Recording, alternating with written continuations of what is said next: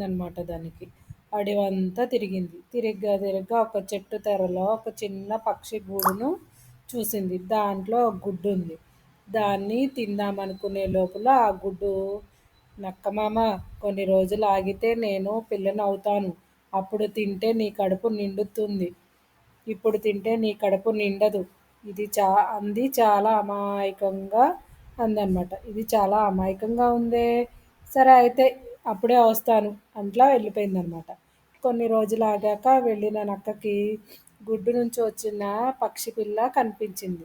దాన్ని తిందామనుకుంటూ ఉంటుండగా, ఒక క్షణం ఆగు మామ, నన్నిప్పుడు తిన్నావనుకో నీ ఆకలి తీరదు, కాస్త పెద్దయ్యే వరకు ఆగు అంది.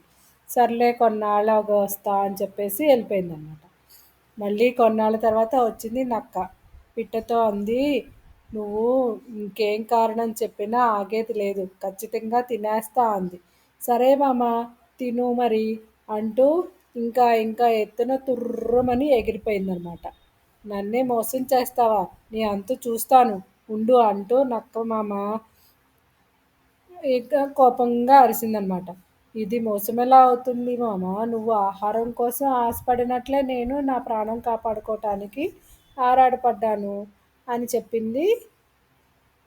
ఏ అని చెప్పింది, ఆరాటపడ్డాను అని బోర్డు చెప్పిందనమాట.